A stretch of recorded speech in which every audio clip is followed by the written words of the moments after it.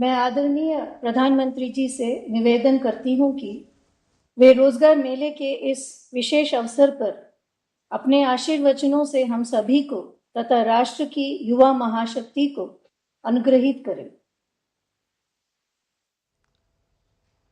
नमस्कार। रोजगार मेले की ये यात्रा इस महीने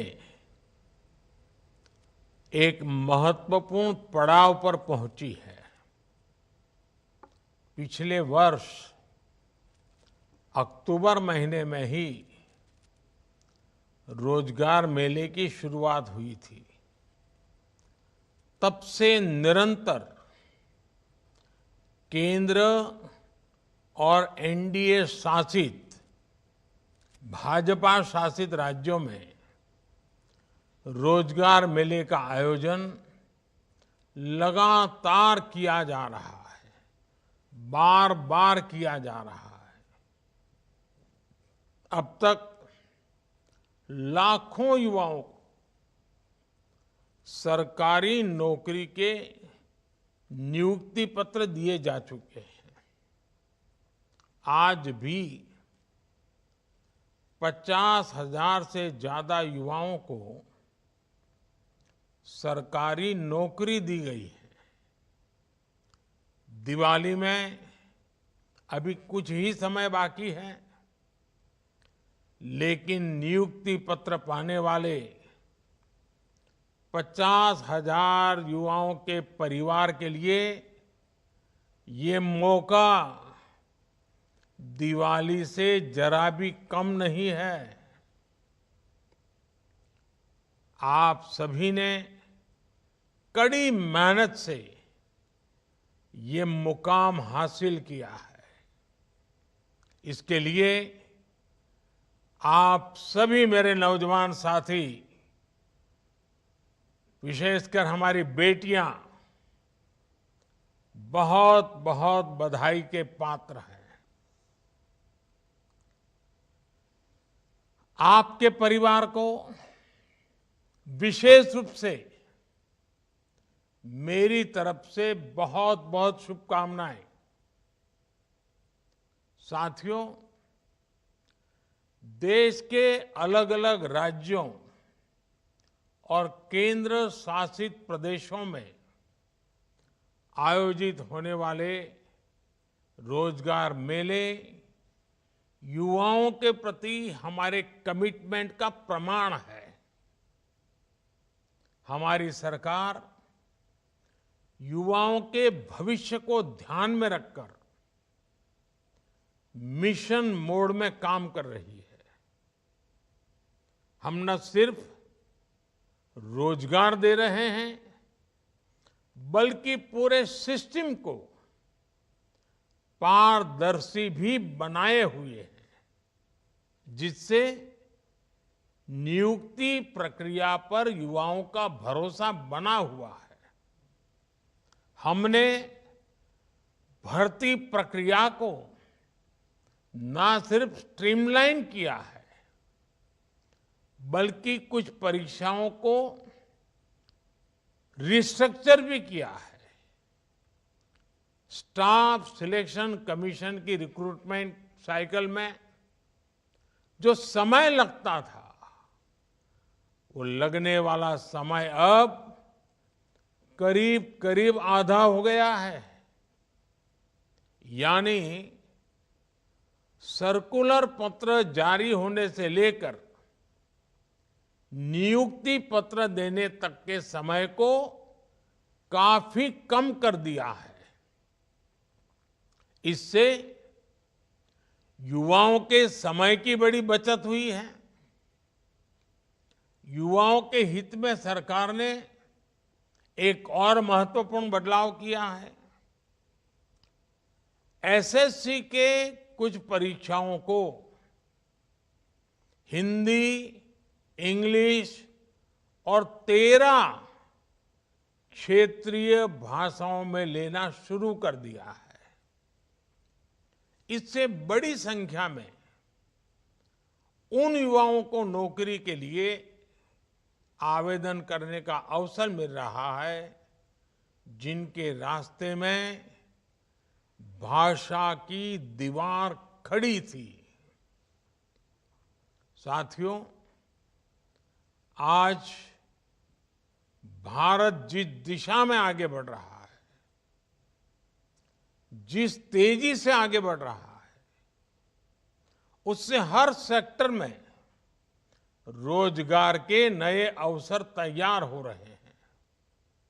आपने देखा होगा, कुछ ही दिन पहले गुजरात के धोरडो गांव को, आपको पता होगा धोरडो कच्छ जिले में पाकिस्तान की सीमा पर का गांव है। इस धोरडो गांव को यूनाइटेड नेशंस ने बेस्ट टूरिज्म विलेज के रूप में सम्मानित किया है। इससे पहले कर्नाटका के होयसला मंदिरों और पश्चिम बंगाल के शांति निकेतन को वर्ल्ड हेरिटेज साइट की पहचान मिली है। आप कल्पना कर सकते हैं कि इससे यहां पर्यटन की संभावना और अर्थव्यवस्था के विस्तार की संभावना कितनी बढ़ गई है। पहले पर्यटन बढ़ने का सीधा मतलब है कि वहां रोजगार के नए अवसर तेजी से बढ़ेंगे, जिसका फायदा ये टूरिज्म का ही तो परिणाम है, जिसका फायदा आसपास के होटल, छोटे छोटे दुकानदार, बस चलाने वाले, टैक्सी चलाने वाले, ऑटो रिक्शा चलाने वाले, इवन टूरिस्ट गाइड के काम करने वाले, हर किसी को लाभ होता है। ऐसे ही स्पोर्ट्स क्षेत्र, ये ऐसे सेक्टर भी हैं जो रोजगार के नए अवसर तैयार कर रहे हैं। नेशनल इंटरनेशनल खेलों में हमारे खिलाड़ी ऐतिहासिक प्रदर्शन कर रहे हैं। ये उपलब्धियां हमारे देश के स्पोर्ट्स लैंडस्केप में भी बड़े बदलाव और विकास का संकेत है। और जब स्पोर्ट्स सेक्टर का विकास होता है तो सिर्फ बेहतर खिलाड़ी ही तैयार होते हैं ऐसा नहीं है, बल्कि इससे ट्रेनर्स, फिजियो, रेफरीज और स्पोर्ट्स न्यूट्रिशंस जैसे अनेक नए अवसर तैयार होते हैं। साथियों, हम रोजगार देने वाले ट्रेडिशनल सेक्टर्स को मजबूत कर रहे हैं और इसके साथ ही हम रिन्यूएबल एनर्जी, स्पेस, ऑटोमेशन और डिफेंस एक्सपोर्ट जैसे नए सेक्टर्स को प्रमोट कर रहे हैं। ड्रोन टेक्नोलॉजी में संभावनाओं के नए द्वार खुल गए हैं। आज किसान ड्रोन्स का क्रॉप असेसमेंट और न्यूट्रिएंट के छिड़काव में उपयोग धीरे धीरे बहुत बढ़ रहा है। स्वामित्व योजना के तहत ड्रोन्स का लैंड मैपिंग में उपयोग हो रहा है। आपने कुछ दिन पहले एक वीडियो देखा होगा। हिमाचल प्रदेश के लाहौल स्पीति में आईसीएमआर ने ड्रोन की मदद से एक जगह से दूसरी जगह दवा पहुंचाई। इस काम में पहले 2 घंटे का समय लगता था, लेकिन ड्रोन की मदद से ये 20, 25, 30 मिनट में ही उससे भी कम समय में काम हो गया। ड्रोन्स ने बड़ी संख्या में स्टार्टअप्स को भी बढ़ावा दिया है।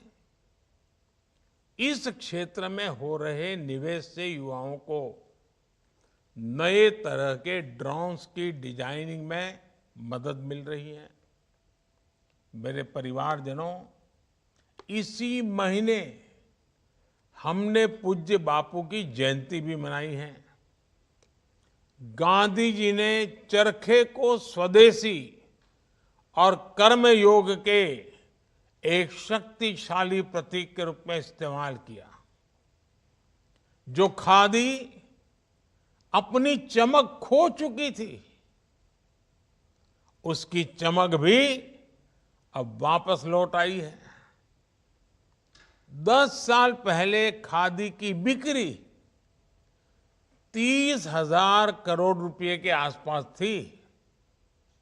अब ये 1.25 लाख करोड़ रुपए को भी पार कर गई है। इससे खादी और ग्राम उद्योग सेक्टर में अनेक रोजगार के नए अवसर बने हैं। विशेषकर महिलाओं को इससे बहुत मदद मिली है। साथियों, हर देश के पास अलग तरह का सामर्थ्य होता है। किसी के पास प्राकृतिक संसाधन होते हैं, कोई खनिज से संपन्न होता है, तो किसी के पास लंबे समुद्र तट की ताकत होती है। लेकिन इस सामर्थ्य का उपयोग करने के लिए जिस सबसे बड़ी ताकत की आवश्यकता होती है, वो होती है हमारी युवा शक्ति। युवा शक्ति जितनी ज्यादा मजबूत होगी, देश उतना ज्यादा विकास करेगा। आज भारत अपने युवाओं को स्किलिंग और एजुकेशन के द्वारा नए अवसरों का लाभ उठाने के लिए तैयार कर रहा है। भविष्य की आधुनिक जरूरतों को देखते हुए देश में आधुनिक राष्ट्रीय शिक्षा नीति लागू की जा रही है। देश में बड़ी संख्या में नए मेडिकल कॉलेज, आईआईटी, आईआईएम या ट्रिपल आईटी जैसे कौशल विकास संस्थान खोले गए हैं। करोड़ों युवाओं को प्रधानमंत्री कौशल विकास योजना के तहत ट्रेनिंग दी गई है। हमारे देश में करोड़ों कारीगर अपने पारंपरिक व्यवसायों के माध्यम से आजीविका चलाते हैं। ऐसे विश्वकर्मा कारीगरों, उनके लिए पीएम विश्वकर्मा योजना भी शुरू की गई है। आज तकनीक के दौर में सब कुछ तेजी से बदल रहा है, इसलिए हर किसी को अपने हुनर और ज्ञान को अपडेट करते रहना होगा। कोई भी नई स्किल सीखने के बाद ये बहुत जरूरी है कि उसे निरंतर अपस्किल और रीस्किल किया जाए।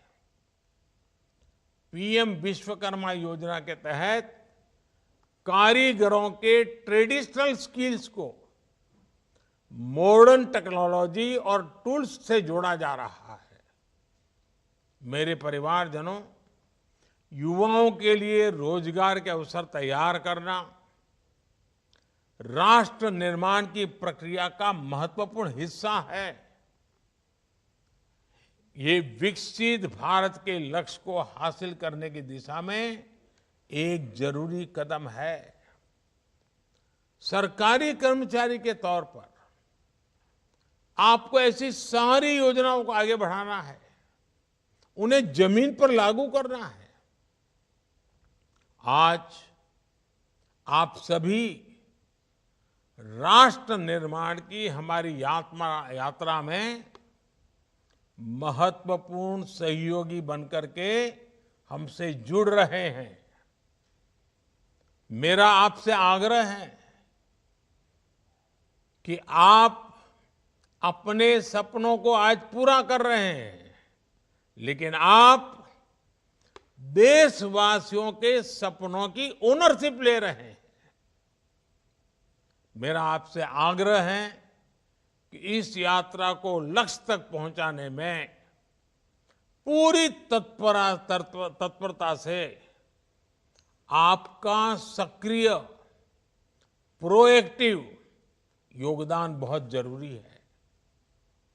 आई गॉट पोर्टल पर आप अपना ज्ञान भी बढ़ाते चलें। आपका हर कदम देश को विकास के रास्ते पर तेजी से आगे ले जाने में मदद करेगा। एक बार फिर आप सभी को मेरी तरफ से बहुत बहुत शुभकामनाएं। आपके परिवारजनों को भी बहुत बहुत शुभकामनाएं। और आने वाला पूरा समय, आज तो शरद पूर्णिमा है, आने वाला पूरा समय त्योहारों का समय है। आप जहां हो, भले सरकारी काम में लगे हो, लेकिन वोकल फॉर लोकल इस मंत्र को हर जगह पे पहुंचाइए। आप अपने परिवारजनों को भी बताइए कि हम वोकल फॉर लोकल के लिए कमिटेड रहेंगे और वही रोजगार के नए अवसर देने का भी एक माध्यम है। फिर एक बार आप सबको बहुत बहुत शुभकामनाएं। बहुत बहुत धन्यवाद।